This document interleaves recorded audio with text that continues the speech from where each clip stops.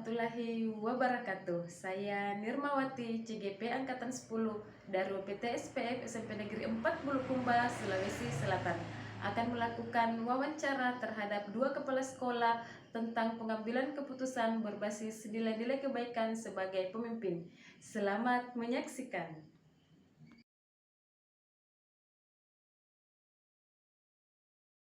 Assalamualaikum warahmatullahi wabarakatuh. Apa kabar Pak hari ini? Baik. Begini Pak, sesuai dengan kesepakatan kita kemarin bahwa hari ini saya akan melakukan bincang-bincang dengan Bapak mengenai tugas saya tentang demonstrasi konseptual modul 3.1, di mana saya mengharuskan untuk mewawancarai beberapa kepala sekolah dalam pengambilan praktik pengambilan keputusan. Nah, di sini Pak, saya ingin meminta waktunya Bapak. Apakah Bapak bersedia untuk saya wawancarai? Oke, ini Pak, selama Bapak berada di sekolah ini di SMP 4 Bulukumba, bagaimana Bapak dapat mengidentifikasi kasus-kasus yang merupakan dilema etika atau bukan moral? Selama saya berada di sekolah ini,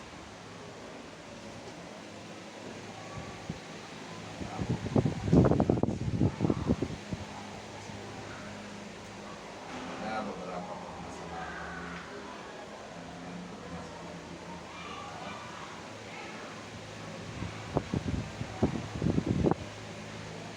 tentunya permasalahannya ini boleh dikata sangat mengganggu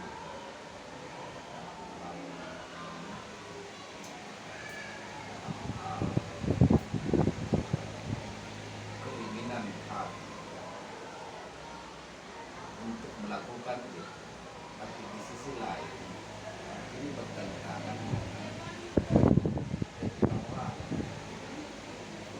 sehingga memang kita diperhadapkan pada permasalahan boleh dikata bertentangan dengan etika moral tersebut, sehingga dalam hal ini kita sebagai pimpinan memang harus membentengi diri kita, khususnya dalam hal keimanan.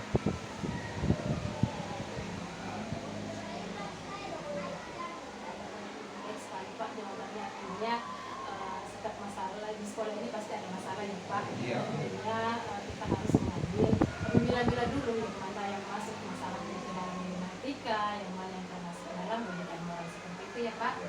Nah terus begini Pak, yang kedua, selama ini bagaimanakah Bapak menjalankan pengambilan keputusan di sekolah, terutama untuk kasus-kasus di antara dua kepentingan yang berbeda yang menurut Bapak itu sama-sama memiliki kebajikan yang sama-sama penting? Jadi dalam hal pengambilan keputusan itu memang harus kita mempertimbangkan beberapa hal. Memang kita harus matang dalam menghadapi dalam hal pengambilan keputusan. Pertama itu kita harus mengkonfirmasi dulu apa sebenarnya masalahnya. Konfirmasi, kemudian mengkonfirmasi kepada pihak yang bersangkutan, ya. Kemudian yang kedua, berdiskusi dengan teman-teman guru, kepala sekolah, komite untuk membicarakan masalah tersebut. Kemudian kita refleksi, jangan sampai persoalan ini memang dianggap jelek, kita refleksi. Kemudian hari hal-hal seperti itu tidak. Intinya sisinya adalah sisi kebaikannya, ya, kemanusiaannya seperti itu. Luar biasa sekali Pak langkah yang kita ambil. Seperti Bapak tadi katakan bahwa dalam pelaksanaan tugas masalah itu tentunya kita harus siapkan masalah dulu, dan kemudian kita mengkomunikasikan dengan pihak terkait, kemudian kita melakukan refleksi. Sangat menarik Pak. Selanjutnya Pak, ini kira-kira langkah-langkah atau prosedur seperti apa yang biasa Bapak lakukan selama ini? Apa sih langkah-langkah atau prosedur yang seperti Bapak lakukan untuk mengatasi masalah di masa pandemi? Jadi berdiskusi, Oh, berdiskusi, mengidentifikasi masalah, kemudian merefleksi masalah tersebut. Itu tantangan. tentunya sesuai dengan umumnya ya Pak. Ya. Tetap kita mengacu pada alur yang tidak melanggar etika dan moral. Oke, selanjutnya Pak, kira-kira hal-hal apa saja yang dianggap efektif dalam pengambilan keputusan dalam kasus-kasus di lingkungan etika? Itu tadi tetap mengkomunikasikan dengan baik dengan pihak-pihak yang berkepentingan. Ya sebentar.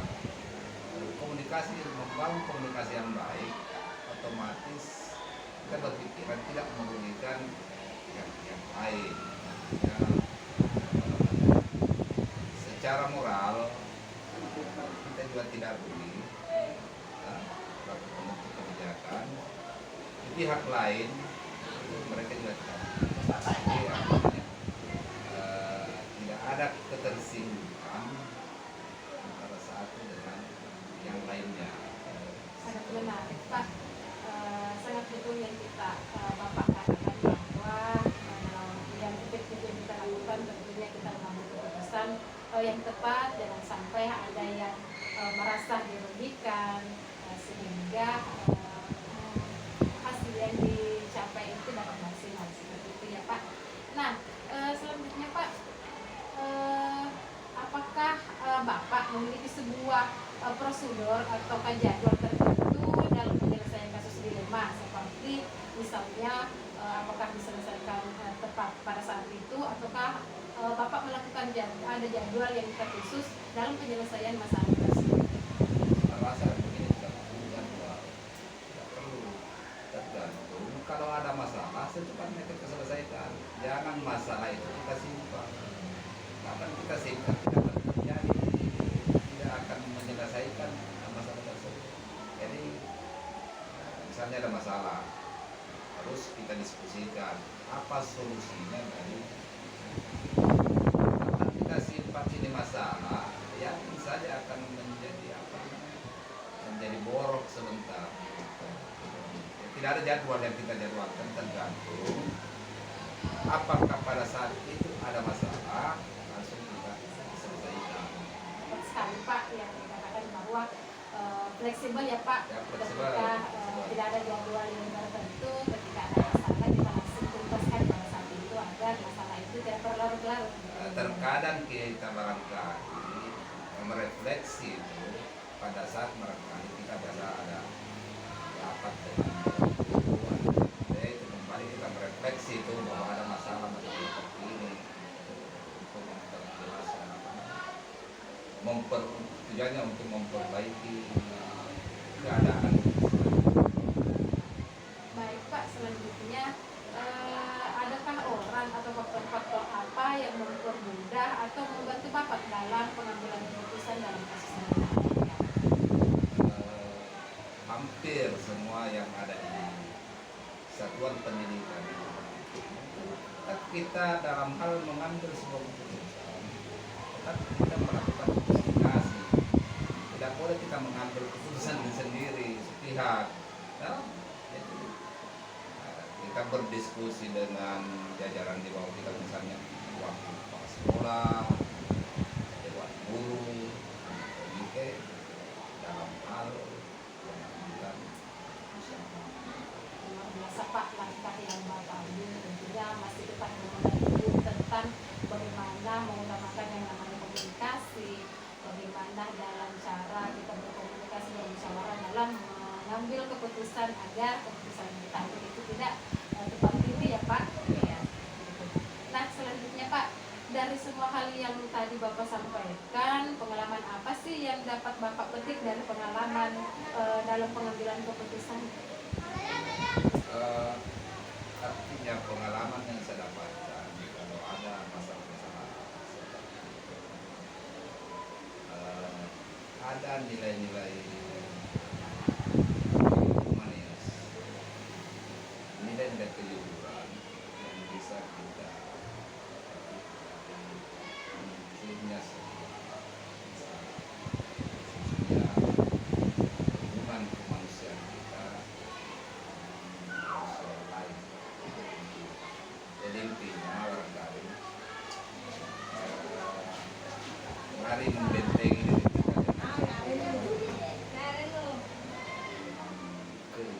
itu intinya barangkali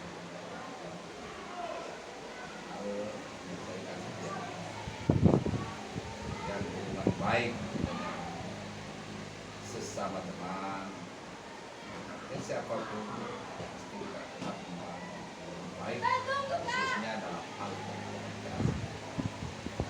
Luar biasa Pak, paparan dari Bapak mengenai tentang bagaimana kita melindungi diri. Tentunya harus mengutamakan tentang keimanan, bahwa bagaimana kita menjalin atau membangun komunikasi dan hubungan yang baik dengan sesama agar terjalin hubungan supaya nantinya kita akan lebih bagus dalam bijak dalam mengambil keputusan. Nah, terima kasih Pak, luar biasa jawaban yang Bapak berikan. Tentunya ini saya akan jadikan sebagai pengalaman, sebagai pembelajaran ke depannya Pak. Maaf nih Pak karena Intinya deh ya hablum minallah hablum minannas. luar biasa kata-kata yang bijak yang Hubungan kita dengan Allah. pencipta itu bagus, hubungan kita dengan manusia juga itu intinya yang mesti kita pegang. Luar biasa Pak, kata-kata yang sepintal tapi maknanya luar biasa besar tentang bagaimana kita membangun hablum minallah dan hablum minannas. Luar biasa. Tentunya saya banyak dapat pelajaran nih Pak hari ini dengan Bapak tentang bagaimana pengambilan keputusan ke depannya. Tentunya hal ini berguna bagi saya dalam hal menunjang karir ke depannya Pak. Nah, terima kasih nih Pak atas waktu dan kesediaan Bapak untuk menjadi narasumber bagi saya, menjadi yang bersedia untuk dilakukan wawancara hari ini. Nah, makasih Pak. Kalau begitu Pak, saya mohon pamit. Mudah-mudahan hari ini aktivitas Bapak lancar dan sebagainya. Ya, assalamualaikum warahmatullahi wabarakatuh Pak. Waalaikumsalam warahmatullahi wabarakatuh.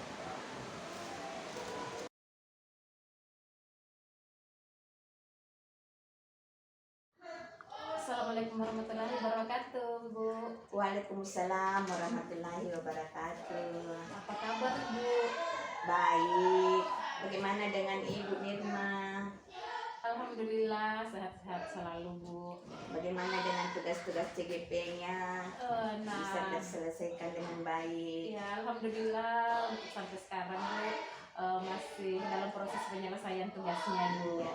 Nah, begini Bu, maksud kedatangan saya ke sini, saya adalah CGP Angkatan 10 yang mana saya memiliki tugas demonstrasi konseptual pada modul 3.1 di mana dalam penyelesaiannya itu mengharuskan saya untuk mewawancarai terhadap kepala sekolah tentang praktek pengambilan keputusan. Nah, jadi kedatangan saya ke sini Bu, saya ingin mewawancari Ibu. Apakah Ibu bersedia untuk Iya, mewawancarai? silakan. Terima kasih Bu sebelumnya. Nah, terkait dengan wawancaranya ada beberapa pertanyaan nih Bu yang saya akan ajukan kepada Ibu. Iya, silakan. Menurut Ibu selama ini Ibu bertugas di SMP 48 Bulukumba ini, bagaimana Ibu dapat mengidentifikasi kasus-kasus yang merupakan dilema etika atau bujukan moral? Jadi selama saya bertugas di SMP 48 Bulukumba ini untuk mengidentifikasi masalah-masalah itu, saya melihat dari, kita kan tahu bahwa masalah itu ada banyak. Ada masalah di keluarga, ada masalah di lingkungan, ada masalah di sekolah. Jadi untuk masalah di sekolah itu terkadang masalahnya siswa dengan siswa, siswa dengan guru, guru dengan guru. Itu terkadang kalau misalnya ada masalah seperti itu, kita identifikasi masalahnya dulu, apakah ringan, apakah berat, untuk pengambilan langkah selanjutnya. Seperti itu barangkali Bu Nirma. Baik Bu, selama ini bagaimana Ibu menjalankan pengambilan keputusan di sekolah Ibu, terutama untuk kasus-kasus di mana ada dua kepentingan yang sama-sama benar, sama-sama mengandung nilai kebajikan. Di dalam mengambil keputusan itu, kita pertama tadi saya identifikasi dulu, kemudian dalam mengambil keputusan itu terkadang saya memanggil Pak Kasek, kemudian kalau memang perlu saya mengadakan rapat dengan Dewan Guru untuk mengambil atau menangani masalah dilema ini. Seperti itu barangkali. Sangat bagus Bu langkah yang Ibu ambil dalam pelaksanaan penyelesaian masalah tersebut. Nah selanjutnya nih Bu, langkah-langkah atau prosedur apa yang biasa Ibu lakukan selama ini? Langkah-langkah yang kami lakukan itu pertama tadi identifikasi ya masalahnya ringan atau berat, kemudian panggil wakil kepala sekolah, kemudian panggil dewan anak. Misalnya masalahnya antara siswa dengan siswa, kita selesaikan siswa dengan wali kelas yang menyelesaikan. Apabila wali kelas misalnya belum maksimal, maka dilapor di guru BP atau bimbingan konseling. Nah, apabila masih belum maksimal hasil dari guru bimbingan konseling, kita terkadang kita ajukan ke kepala sekolah bahwa ada dilema seperti ini. Oke Bu, selanjutnya hal-hal apa saja yang selama ini Ibu anggap efektif dalam pengambilan keputusan pada kasus-kasus dilema etika? Yang saya anggap efektif itu untuk menyelesaikan satu dilema, biasanya kami berkomunikasi dengan rekan-rekan sejak dewan guru dengan wakil kepala sekolah. Terkadang juga saya libatkan komite untuk menangani satu dilema yang kita dapat di sekolah ini. Betul Bu, langkah yang kolaborasi yang Ibu lakukan seperti itu ya Bu. Iya. Nah selanjutnya hal-hal apa saja yang selama ini merupakan tantangan dalam pengambilan keputusan pada kasus dilema etika tersebut? Tantangan yang saya hadapi itu untuk menyelesaikan satu kasus, satu dilema itu terkadang apa yang saya putuskan itu terkadang ada pihak-pihak tertentu yang belum puas untuk keputusan itu. Jadi itu tantangan saya. Terkadang saya berpikir seperti ini bahwa apakah keputusan yang saya ambil ini sudah benar? Ternyata belum ada pihak-pihak tertentu yang mengatakan oh ibu ini keputusannya belum ini. Makanya biasa di situ kita biasa libatkan, kita rapat dengan dewan guru untuk bagaimana baiknya langkah yang kita ambil, bagaimana baiknya komunikasi supaya tidak ada yang dirugikan, sama-sama menguntungkan seperti itu. Selanjutnya Bu, apakah Ibu memiliki sebuah tata cara atau jadwal tertentu dalam sebuah penyelesaian kasus dilema etika ini? Apakah memiliki tempat, apakah ada prosedur tertentu untuk pelaksanaan penyelesaian masalah dilema etika ini? Kalau masalah tempat ada, terkadang di ruangan kepala sekolah, terkadang di aula. Kemudian kalau jadwal tidak ada jadwal tertentu karena masalahnya juga tidak selamanya ada ya. Tapi terkadang kalau ada masalah, secepatnya kita biasa jadwalkan bahwa hari ini diadakan pertemuan untuk membahas dilema ini atau masalah ini, seperti itu. Luar biasa Bu, artinya ketika ada masalah Ya, kita kita langsung cepat gercep berkolaborasi, untuk ya, melaksanakan gerakan cepat, menyelesaikan ya. masalahnya seperti itu ya Bu. Tidak menunda-nunda waktu lagi. Ya. Betul. Oke Bu, Cuma jadwal selanjutnya. tidak ada tertentu. Ya, oke Bu, selanjutnya apakah ada seseorang atau faktor-faktor lain selama ini yang membantu Ibu dalam penyelesaian masalah etika dilema etika tersebut? Yang biasa membantu saya itu paling wakase, guru-guru. Terkadang kita libatkan juga komite untuk menyelesaikan masalah itu. Karena walau bagaimanapun komite adalah bagian dari sekolah juga.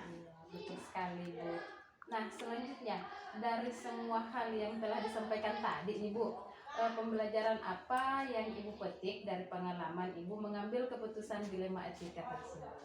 Pengalaman yang saya ambil itu dari mengambil keputusan kalau ada misalnya masalah itu kita harus berkomunikasi dengan baik.